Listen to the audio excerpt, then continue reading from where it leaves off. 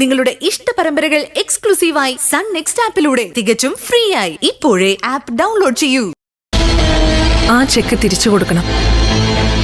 വക്കീൽ ഫീസും കൊടുക്കണം. തീ പിടിച്ച ചാട്ടവാറ് പോലെ മനസ്സിൽ ചുറ്റിപ്പിടിച്ച് കിടക്കുക സിദ്ധുവിന്റെ ചേച്ചി പറഞ്ഞ വാചകങ്ങള്. പോണം. ഇതെനിക്ക് വേണ്ടിയല്ല, എന്റെ ഭർത്താവിന്റെ അഭിമാനം രക്ഷിക്കുന്നതിന് വേണ്ടിയാ.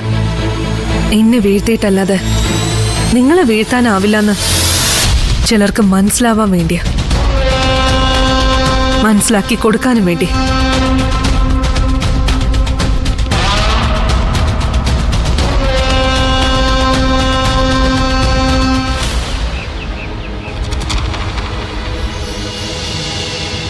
എന്റെ പൊന്നു സാറേ, ആ പെണ്ണും പിള്ള എന്റെ ഓട്ടോറിക്ഷയ്ക്ക് കൈ കാണിച്ചപ്പോ പോലീസ് ആരെയൊന്നും എനിക്ക് തോന്നിയില്ല.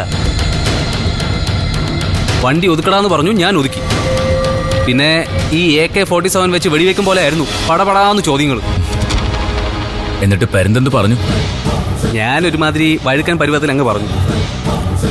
അവിടെയും തൊട്ട് ഇവിടെയും തൊട്ട്, എന്നാലൊട്ട് ഒന്നും അറിയത്തില്ല എന്നുള്ള മട്ടില്. പരുന്തെന്തൊക്കെയാ പറഞ്ഞതെന്ന് കൃത്യമായിട്ട് പറ. കാര്യം, ഞങ്ങൾ ജയിലിലൊക്കെ കിടന്നിട്ടുണ്ട് മാഡം. നിരഞ്ജൻ സാറിനെ അറിയുകയും ചെയ്യാം. അല്ലാതെ കൂടുതലൊന്നും അറിയത്തില്ല എന്ന് പറഞ്ഞു. അങ്ങനെ നിന്നാ മതി, വേറെ പ്രശ്നങ്ങളൊന്നുമില്ല. എന്നാലും സാറേ, അവര് രണ്ടും കൽപ്പിച്ച് തുനിഞ്ഞിറങ്ങിയേക്കുമെന്നാ എനിക്ക് തോന്നുന്നത്.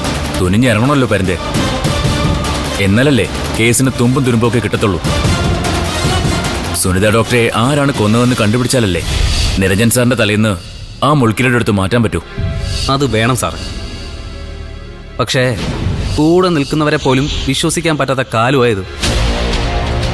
അവസാനം കറങ്ങി തിരിഞ്ഞു വന്ന് നമ്മുടെ നെറ്റിക്ക് തന്നെ ആണിയടിക്കുന്ന. ഏയ്, അങ്ങനെയൊന്നും ചിന്തിക്കണ്ട. പിന്നെ കോടതിയുടെ നിരീക്ഷണത്തിൽ നടക്കുന്ന അന്വേഷണമാണ്. അതുകൊണ്ട് തന്നെ വെറുതെ ആരെങ്കിലും പ്രതിയാക്കാനൊന്നും പറ്റത്തില്ല. ഞാൻ പറഞ്ഞല്ലോ, അന്വേഷണത്തിന്റെ ഭാഗമായി എന്റെ മൊഴി അവരെടുത്തിരുന്നു.